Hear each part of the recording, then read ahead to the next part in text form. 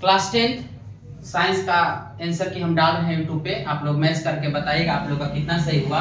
कल हम रात के 8:30 बजे 8:30 के लमसम में एक वीडियो डाले थे, मोस्ट इंपोर्टेंट क्वेश्चन आप लोग के, उससे लमसम 10 क्वेश्चन पूछा गया आपका।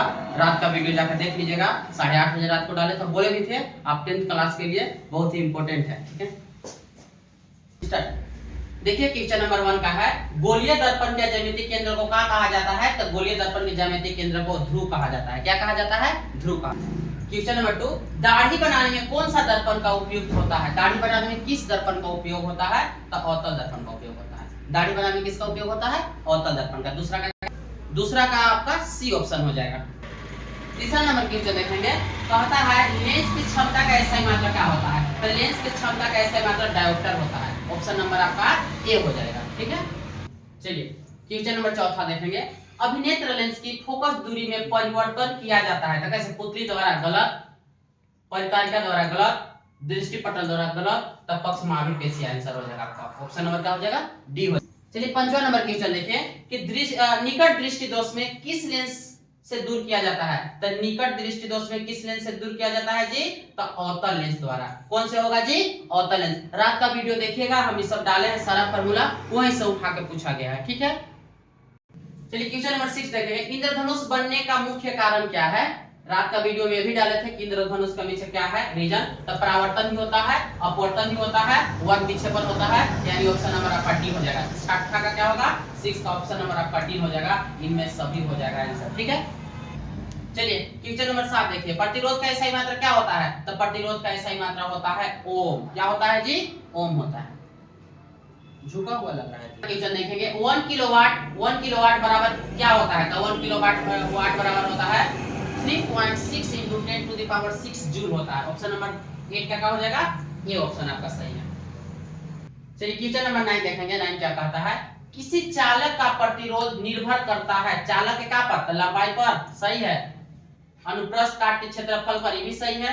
पदार्थ की प्रकृति पर, ये भी सही है। यानी कि तीनों सही हुआ तो ऑप्शन नंबर आपका डी हो जाएगा। यानी कि 9 का ऑप्शन नंबर क्या होगा? डी हो जाएगा आप लोग का। सी होगा। क्वेश्चन नंबर 10 देखेंगे, विद्युत चुंबक बनाने के लिए प्राय किस प्रकार के छड़ का उपयोग किया जाता है? इस्पात का गलत, पीतल का गलत, नरम लोहा सही होगा आपका। क्या हो जाएगा? Option number C. 10 का ऑप्शन नंबर सी हो। चलिए 11 नंबर देखेंगे, एक समीकरण दिया है, समीकरण आप देखिए बताइए कि कौन सा अभिक्रिया है आपका उदाहरण है, इनमें से किस प्रकार का अभिक्रिया का उदाहरण? तो संयोजन का नहीं है, वियोजन का भी नहीं है, तो विस्थापन का उदाहरण है। किसका उदाहरण है? यानी कि 11 क्वेश्चन का आंसर आपका ऑप्शन होता सी ऑप्शन हो जाएगा। ठीक है, अब 12 देखें। 12 नंबर, चिप्स की थैली में कौन सी गैस भरी जाती है? तो चिप्स की थैली में नाइट्रोजन गैस भरी जाती है। ये क्वेश्चन का आंसर हम क्लास में भी कितना बार बताए हैं कि चिप्स की थैली में नाइट्रोजन गैस भरी जाती है। क्वेश्चन नंबर 13 देखेंगे, निम्नलिखित में से किस अभिक्रिया में अवक्षेप का निर्माण होता है? तो अवक्षेप का निर्माण किसमें होता है? द्विविस्थापन, और विस्थापन गलत है, संयोजन गलत है, यानी कि द्विविस्थापन अभिक्रिया हो जाएगा। सही ऑप्शन ऑप्शन नंबर सी। 13 का ऑप्शन नंबर सी हो जाएगा। क्वेश्चन नंबर 14 देखेंगे बाबू लोग। 14 ना जी, 13 में अस्थायी कठोरता को हटाने के लिए किस रसायन का उपयोग किया जाता है? तो जल में अस्थायी कठोरता को हटाने के लिए धोने का सोडा का उपयोग किया जाता है, धोने का सोडा, यानी कि 14 का ऑप्शन नंबर ए हो जाएगा।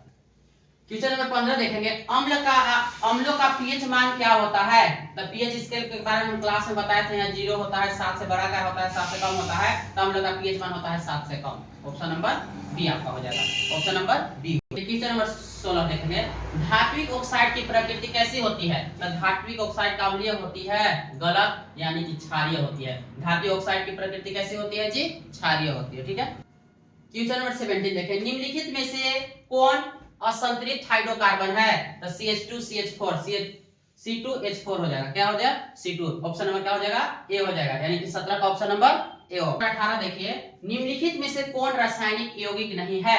तो निम्नलिखित में से कौन आयनिक यौगिक नहीं है? सॉरी, आयनिक यौगिक कौन नहीं है? तो ऑप्शन नंबर सी हो जाएगा। 18 का ऑप्शन नंबर सी हो जाएगा। कार्यात्मक समूह एल्कोहल का फार्मूला क्या है? तो ऑप्शन नंबर हो जाएगा बी -OH। ऑप्शन नंबर क्या हो जाएगा? आपका बी हो जाएगा 19 का। नंबर 20 देखेंगे, पेंटेन के कितने समवाय होते हैं? तो पेंटेन में कितने समवाय होते हैं? तो 3 होते हैं। ऑप्शन नंबर क्या हो जाएगा? बी हो जाएगा। 20 का ऑप्शन नंबर आपका बी हो जाएगा। चलिए क्वेश्चन नंबर 21, अमीबा में किस प्रकार का पोषण होता है? तो अमीबा में किस प्रकार का स्व पोषण? गलत, विषम पोषण, ये भी गलत, मृतजीवी, ये भी गलत, या प्राणी संभोजी होता है। अमीबा में किस प्रकार के पोषण होता है जी? तो प्राणी संभोजी। 21 का ऑप्शन नंबर आपका हो जाएगा राइट आंसर डी। देखेंगे क्वेश्चन नंबर 22 का, जठर ग्रंथियां पाई जाती है, कहाँ पाई जाती है? फेफड़ों में गलत, यकृत में गलत, ग्रहणी में गलत, अमाशय में पाई जाती है। यानी कि 22 का ऑप्शन नंबर क्या हो जाएगा? बी हो जाएगा आपका आंसर। 22 का ऑप्शन नंबर बी हो जाएगा। चलिए क्वेश्चन नंबर 23 देखेंगे, मानव शरीर की सबसे बड़ी ग्रंथियां कौन सी है? मानव शरीर की सबसे बड़ी ग्रंथियां कौन सी है? यकृत होती है। मानव शरीर की सबसे बड़ी ग्रंथियां कौन सी है? यकृत। 24 देखेंगे, मस्तिष्क का मुख्य सोचने वाला भाग कौन सा है? तो मस्तिष्क का सोचने वाला भाग होता है अग्र मस्तिष्क। 24 का ऑप्शन नंबर आपका ए सही है। क्वेश्चन नंबर 25, पत्तियों का मुरझाना किस पादप हार्मोन के प्रभाव से होता है? तो ऑक्सिन गलत, जिब्रेलिन गलत, एफसीसी का मतलब होगा ऑप्शन नंबर सी सही है। 25 का ऑप्शन नंबर क्या होगा? सी हो जाएगा। 26 देखेंगे क्वेश्चन नंबर, मधुमेह डायबिटीज बीमारी किस हार्मोन के कमी से होती है? तो किस हार्मोन की होती है? एडिलिन गलत है, थायरोक्सिन गलत है, एस्ट्रोजन ये भी गलत है, यानी इंसुलिन ऑप्शन नंबर डी हो जाएगा। 26 का ऑप्शन नंबर आपका डी करेक्ट आंसर है। क्वेश्चन नंबर 27 देखेंगे, प्लेनेरिया में किस विधि द्वारा जन्म होता है? तो मुकुलन गलत, पुनर्जनन या सही है, यानी कि 27 का ऑप्शन नंबर आपका B right answer B. Question number 28 आपका है, परागकोश में क्या उपस्थित होता है? तो परागकोश में क्या उपस्थित होता है? बाह्य दल गलत, अंडाशय गलत, अंडक गलत, या परागकण होता है। ऑप्शन नंबर क्या हो जाएगा? डी। आपका डी आंसर सही। क्वेश्चन नंबर 29 देखेंगे, मानव में गुणसूत्रों की संख्या कितनी होती है? तो मानव में गुणसूत्र की संख्या कितनी होती है? 46 होती है, यानी 23 इंटू 23 कर दीजिए, 3 3 6 होगा और 2 दूनी 4, यानी कि 46 आंसर। कितना जोड़े होते हैं? 23 जोड़े पूछे जाते हैं एग्जाम में, लेकिन आपकी बात संख्या पूछ दिया है तो 26 हो जाएगा, यानी कि 29 का ऑप्शन नंबर आपका ये सही आंसर है। ऑप्शन क्वेश्चन नंबर 30 लास्ट देखेंगे, प्रकृति में ऊर्जा का मुख्य स्रोत क्या है? प्रकृति में ऊर्जा का मुख्य स्रोत क्या है? तो कोयला गलत, यानी कि सूर्य का प्रकाश ऑप्शन सही है। 30 का ऑप्शन नंबर क्या होगा? 20 होगा। 30 का ऑप्शन नंबर क्या होगा? बी होगा। सॉरी, यदि आप क्लास 10th में है, 12 में है, यदि आपको हेल्पफुल वीडियो चाहिए तो टॉपर क्लासेस 1 को सब्सक्राइब कीजिए, शेयर कीजिए, लाइक कीजिए, और आप लोग के लिए ये बहुत ही यूजफुल वीडियो है। चलिए देखिए, रात को हम जो वीडियो डाले थे आप लोग का कितना क्वेश्चन आया है, आप लोग जल्दी से मैच कर लीजिएगा। जो ज्यादा है उससे 7-10 क्वेश्चन रात ही जो वीडियो डाले हैं रात को उसी से आगे है। चलिए तुरंत हम आपको 1 मिनट में दिखाने का प्रयास करते हैं।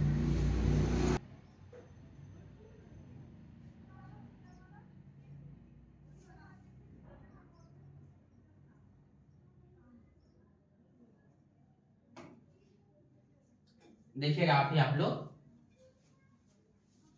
टॉपर क्लासेस 1 में रात को हम वीडियो डाले थे, उससे सारा बोले थे आप लोग भी कि फार्मूला भी पढ़ के जाइएगा, उससे आया फार्मूला। देखिएगा इसे कितना आया है, देखिए फार्मूला है यहाँ, देखिए यहाँ डाले थे क्लास 10 ऑल फार्मूला इन 1 वीडियो। ये आपका जो है बहुत ही यूजफुल वीडियो था, यहीं से पूछा गया, जैसे पोस्ट हम रात को किए थे, आप लोग भी बताए थे, सारा पढ़ा दिए थे। देखिए इससे क्वेश्चन कितना आया है, आप लोग खुद से मिलाइए। इससे क्वेश्चन है, इससे आया है, इससे आया है, इससे आया है, इससे आया है, इससे आया है, यानी इस सबसे ज्यादा क्वेश्चन पूछा गया है। तो इसलिए हम चाहेंगे आप लोग मेरे चैनल को सब्सक्राइब कीजिए, टॉपर क्लास 1M। फिर मिलते हैं नेक्स्ट वीडियो में। That's for today, best of luck your next examination.